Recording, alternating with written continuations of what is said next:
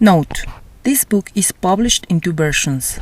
The short version, which clearly explains the publication of this work under the name Theory of the Origin of Existence, which was made and thought for those people who want to know the consistency and treatment of this theory. The second version of this same publication, entitled Theory of the Origin of Existence, novel version, which explains, in addition to the theory, the reasons that led me to ask the questions of existence. In the same way, I explain how I was unraveling and leaving aside certain idyllic foundations of my life in order to continue with the search of the understanding of what we are, how we are, and why we are what we are, of existence. Author's comments. Like a great number of people, I have also wondered the origin of humankind. I have speculated what the answers might be, and I don't really know, but soon after, I realized that to answer these questions, I had to dig deeper. In order to understand my purpose in life, I first had to understand the purpose of human existence, starting with knowing if it has a purpose, but even to know this, I had to go further and understand how existence itself developed, starting from the beginning to understand everything that happens and everything we do.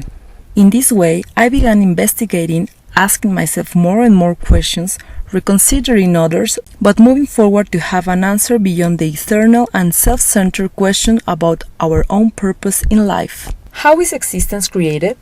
Before we ask ourselves what, for, and why of our own individuality, society, species, and existence, there is first a how. Knowing the how will allow us to develop the necessary understanding to realize the origin and truth of things. The better our knowledge is grounded, the better we can develop our understanding. The truth is the best way to see our reality. In order to understand why, I first had to know how we exist, and not just how is it that we humans, or our planet, or our galaxy, or our universe exist, but how is it that everything exists. Everything must comprise an intellection in some way, and I know that it is not precisely through one's own individual or imposed conception. Like any conception, existence had to respond to a logic, because everything is part of it, which allows and comprehends all things. That creation must respond to the same logic and rules that govern everything that exists, because they are the same rules that allow everything to be as it is. In order to get the answers right and know how existence is achieved, I investigated in my own way based on the scientific knowledge that was within my reach. I did my own in-depth analysis in a logical way to expose the subject. I hope it serves to the scientific community. I write this book for all those who, at some point in their lives, wonder about the origin of everything and were looking for an accurate explanation of reality. For all those who have been stumped in their questions. For all those who have suffered for questioning. For all those who seek answers to a different quandaries to know the truth of things. For all of us who want answers, who don't have blindfolds. For all those whose mouths and eyes have been sealed. For all of them and for anyone who can help reading this book is my motivation to write it. With all my heart, I try to get the truth right, and if I'm wrong, I hope that this book will help you get closer to it. I want to emphasize that if someone wants to discuss, correct, clarify, contribute, know more, or leave me a comment regarding what is written here, feel free to write to my Twitter account at j_m_v_f. I will be happy to talk about it. Chapter 8. Carbon-based life. When I was a teenager, it was said that the most accurate theory of the origin of the universe was the Big Bang, the Great Explosion. Personally, it seems quite correct to me, in terms of the origin of the universe, and I started to think, making the assumption that this was true. Where would this explosion have come from? What caused it? Why and how did things take the shape they did, giving way to their existence? And when I asked myself these questions, I realized that the same great explosion resulted in a phenomenon, in a reaction. It was a reaction or result of some event that supposedly ran into everything that exists and is.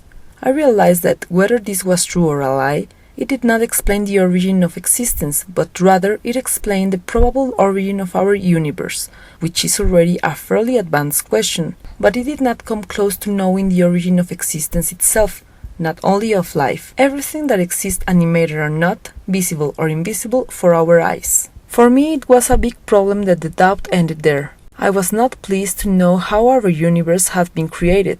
I wanted to know why we existed and, more importantly, how. Continuing with the studies and when learning about atoms, knowing that we are all made up of millions of atoms that are moving with each other and that at the same time each of these are separated from each other and that together they are the physical form of things. Adding that each of these works by vibrations and that each alteration constitutes a reaction, I began to understand a new reality, to understand what things are. It made me laugh, and it still does, when I hear on television or in other media that it is very likely that on other planets, even starting with those in this solar system, there is no life. It seems to me the most foolish and false and even the most egocentric that can be said, because life does not have to work in the same way in other planets as in this one. Life can exist in many possibilities and, above all, it does not need to be made up of the same elements that we are made of. Life can find its shape in as many variations as possible. This is something that I have never heard anyone say. It seems quite absurd to me that all the logic around this topic comes into focus in such a simple way, that there is no room to think about this possibility. Intelligent life could exist on other frequencies that are not perceptible to our human senses, and therefore we cannot see them, and they may be existing, and those other frequencies exist right now just as we do.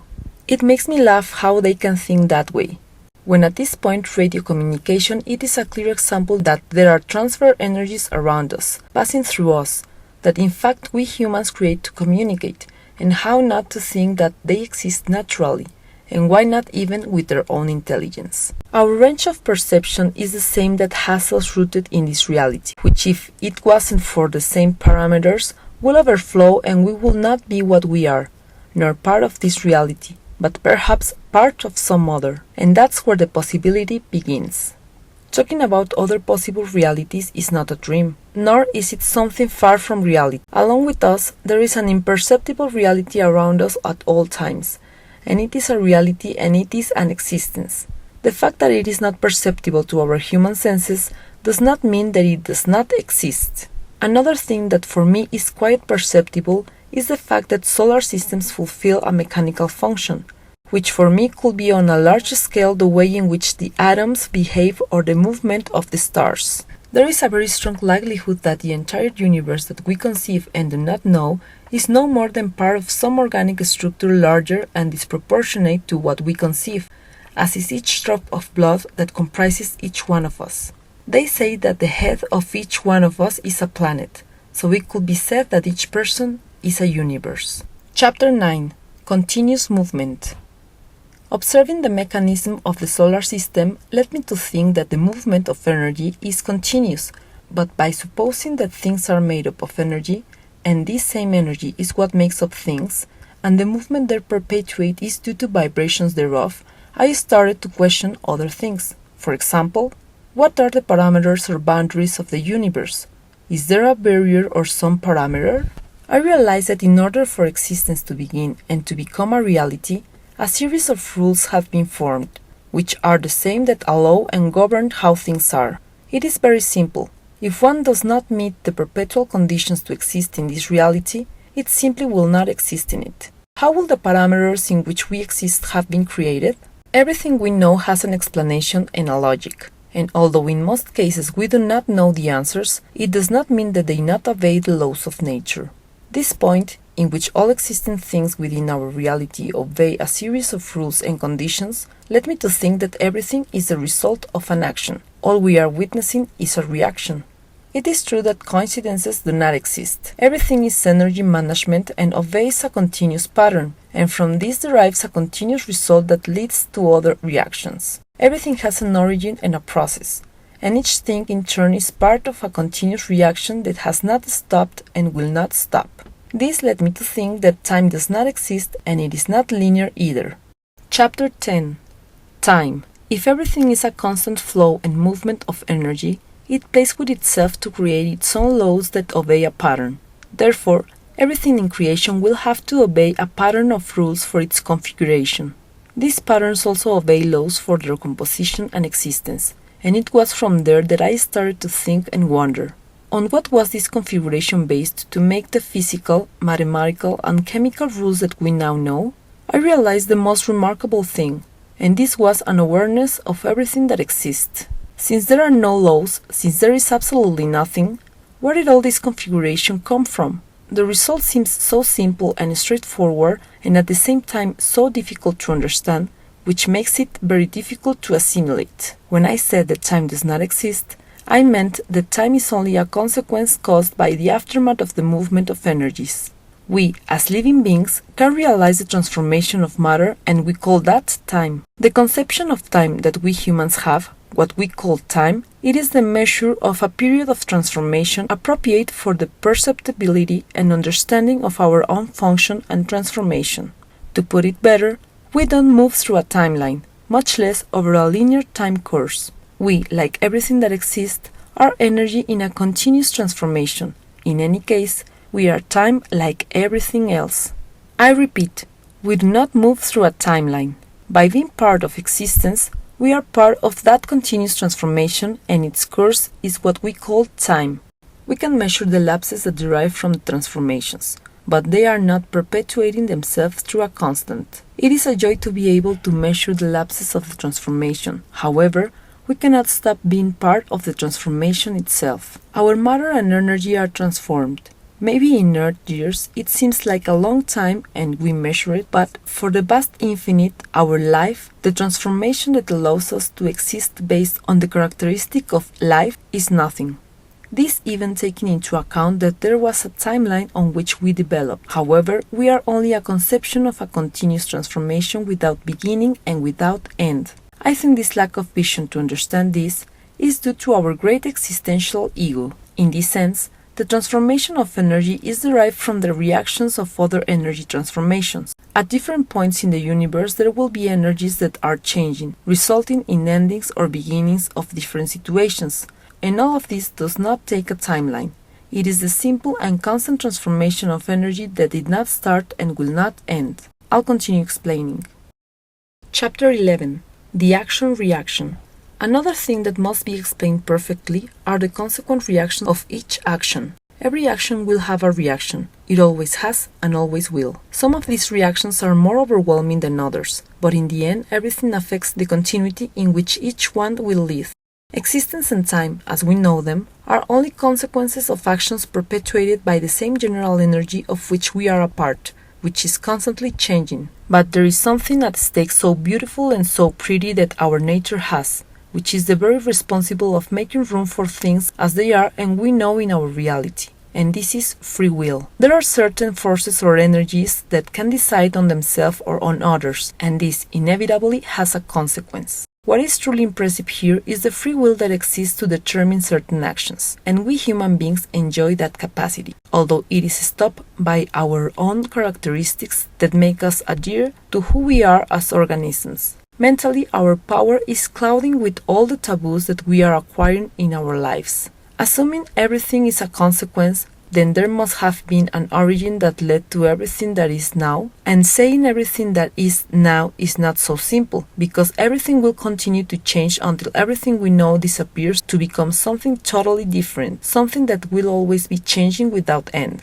It will be easier for each of us as individuals to disappear than for someone to come to visualize the end of all this. This leads to two directions in respect to time, to the past and to the future. And this is how it is shown that time does not exist. Assuming that everything that exists is the product of the result of a reaction, then to find out how everything was formed, we should investigate the past. However, I could not find the origin of everything in the past, but in the future, and that was when everything became clear to me. With the constant creation due to the continuous transformation of energy, it seems that this has no end, because each reaction will be a new creation. It seems that everything is infinite, and it is. As our lifespan is very short compared to the existence of all the planets and galaxies in our universe, we only stare at things as if they were infinite, but the truth is that existence is like a dream. It exists and it does not exist, and I will explain how. As I was thinking backwards, I couldn't find a way to explain how the energy decided to conform the way it did. In a rock, in a plant, in the sun, in iron, in zinc, etc. In the end, all these are elements, that more thoroughly they are energy, because everything is energy. But the question was, why or how did nature decide to acquire this form? I was lost, and I couldn't advance to that side. However, looking to the future, I went further. The first part was to ask myself what will happen when all the consequences of all existential reactions come to an end. The first thing I thought was that millions of years will pass for that, and who knows where we are now in that time traveled. I assumed that those reactions would stop, but immediately I knew that the continuous creation and death of what was conceived would affect in one way or another the continuous transformation of energy, and this will not let everything end at a certain point, as if dying, to die, so to speak. So I went on to another question. What will happen when all the consequences and reactions have come to an end? When all the reactions no longer have anything to lead to or to transform into? Millions of years will pass for our universe to end. This made me suppose that, if so, all that energy will be completely wasted, as if it were ashes. It will settle without movement or vibration. But here there was another problem. Assuming that everything that exists dies, so to speak, at the same moment, and that it dies completely. I refer to its death as the total stoppage of movement, vibration, and attraction among the energy. That very end of energy reaction will be a spark to make a new reaction and start a new recreation, so that all those atoms will start creating energy again. I realized that the conception of things until reaching the tangible that we currently know was due to that free release of energy, a conceivable energy outside of time and space, existing and not at the same time, playing in its own way as if reaching out of experience all the conception it can contemplate for itself. But since it does not have a beginning and an end, it only results in a constant transformation which predominates within two basic principles, existing and not existing, at the same time. Chapter 12. Space. All energy is thought to be contained in a space parameter, but it is the same energy that creates space. It is also believed that our universe continues to expand, that perhaps we are in an early stage of its development. However, again, it is the same energy that governs the laws, forms, and space, and it is a constantly change that, which is today, will cease to be to become something totally different in a certain period of time, being a constant transformation. In how much space will everything that exists be contained? Taking my explanation to a crude example, it could be explained in the following way. In a pool, each drop of water in it represents a portion of our universe. What we call time will be the swell that the pool has due to the movement of energy, to the constant flow of it. But when talking about space, if all this existence were enclosed in a parameter, how big would the pool be? What shape will the pool be that encapsulates that enormous overflowing force? And that's when I saw it. Power overflow has no parameters. Reality exists and is formed through the rules that energy acquires. That is, all existence will be that same water, but instead of being inside a pool, it is as if it were overflowing on any surface. You can take and create as much extension as you want, and this is where free will comes in again. Let us remember that existence is what determines the rules and laws that it will conform, and not the other way around. Things do not determine the rules and laws of existence. This made me think that surely there was no container where all existence was limited. If it exists, it will respond to an action, and it will evoke asking ourselves again where its existence comes from. Any limit that it had could be the reaction of an action, of a conceived reality, and this in turn will respond to the consequence and rule of another. This is how the conception of what exists is formed. The free will to which I refer is the one that the same energy includes to transform the energy into an infinity of things, allowing to formulate rules for the conception of existence itself. This is the creation of things.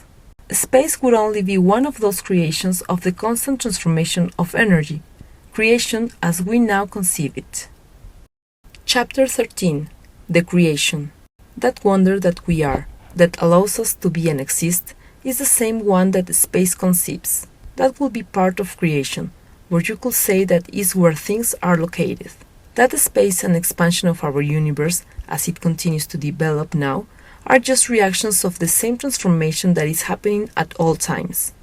They are creations derived from the reaction of a long transformation that has formed the same foundations that have given rise to everything and rule everything. Looking back was observing more and more in the smallest pieces that define everything, those that we call atoms of which all things are made. With its various variations, this energy impulse makes room for the creation of elements, which in turn form their own functions to exist in a sustainable way, a consequence, since their functions are also reactions to actions that already had a place in this continuous transformation, modifying the energy until polishing it in creations that result in the diversity of existence itself.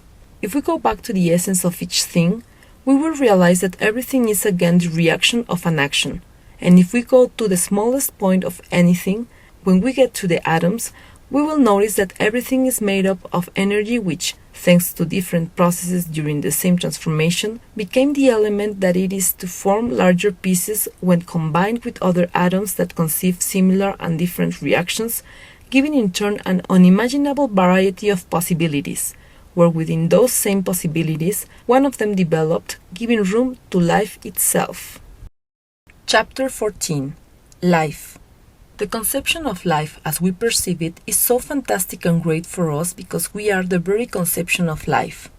By seeing animate and inanimate objects inside it, it allows us to feel as something great, unique and special, life itself. But this is nothing more than a consequence, a reaction of this constant transformation of energy. Like creation, life is an advanced reaction of energy transformation, but ultimately we are part of that continuous deliberate transformation. In a philosophical way, I could say that life is an exquisite and evolutionary transformation of energy. The power of having acquired consciousness and free will within our individual bodies to develop what we want, within the possibilities that the composition of our physical bodies allows us to achieve within the parameters that govern us, is something amazing.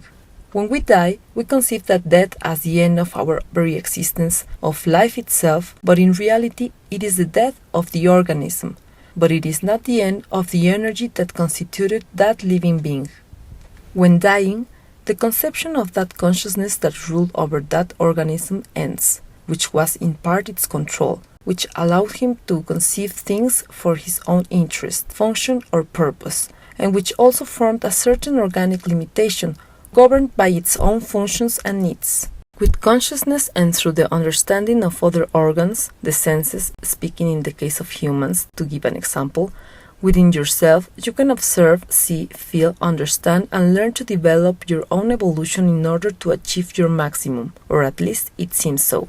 By being able to modify matter and elements, by being able to understand and develop advanced knowledge, by being able to study matter and see oneself as a mind superior to other beings in their environment, the human being feels superior to other organisms with whom he shares life on the planet. This same rationality allows him to construct conceptions within society to differentiate himself from others, and in other cases to ask himself and try to understand his own creation. However, I believe that he has not realized that this same consciousness is an effective tool that allows him to develop in order to exist within his conception of life. Certainly, most have a certain level of consciousness or control command to carry themselves to their own purpose, which is governed by their elemental and, in the background, social composition. You could say that life is a high rank of transformation itself, and it is, but I must tell you that life, what we are, what we conceive as life, for the same transformation is not the great thing we believe in. Life, at least on this planet, was the result of a fusion of characteristics that allow its development in the way we know and conceive now. Chapter 15. The Existence. In conclusion, you can text me to clarify, ask, and even tear down this work. It is not my intention to be right at all costs, if I am not. In fact, I hope that this work is correct or helps to better understand the conception of creation. If I am right, I will be extremely happy and grateful. If it helps explain the organization of time, I will be just as well. Beyond what each one thinks, I believe that the knowledge that can be acquired individually is invaluable. Knowledge is power. Summarizing everything that has been said here, the truth with which I remain and that I am willing to change or modify if something demonstrates it, is that we exist and we do not exist at the same time. We are matter conceived thanks to the vibration of energy in a constant flow that does not move through a timeline, because it had no beginning and will have no end. Because everything is a complete experimentation and continuous transformation allowed by the reaction of a changing energy, which at its lowest point is not existent, allowing all possibilities and allowing creation without actually existing. Chapter 16. The Meaning of Life. After arriving at this theory of the origin of existence, or at least an answer that personally leaves me a good taste in my mouth, I asked myself, what is the meaning of life then? What will happen to people when they discover and give us slow the explanation of the origin of existence and life? More than a question addressed to what will happen in a social way with all the communities that indoctrinate contrary forms, beyond observing the organic consequences of this, my question comes at a personal level, at the individual level. In my own case, the first thing I asked myself when I reached the conclusion written here was, well, what is it that really makes sense in life? Doing another analysis, shorter and just as deep, a few days later, sure, first, I enjoyed the satisfaction of having obtained the conclusion embodied here. After that time, I reconsidered the answer and came to the conclusion that we must try everything. Ultimately, this is our existence, and whether or not it is the response of creation, it will not change that we have to nurture our bodies to continue living, with all the derivations of each of our societies, beliefs, and different ways of living, due to the place to which we belong and the socioeconomic and cultural level that we have, and with all the divergences on a personal level of each one, we must continue to give importance to it, to what allows us to be happy and feel fulfilled as individuals, with the difference of not allowing ourselves to be deceived, and always taking care of our environment, which is the only environment to live the way we are conceived.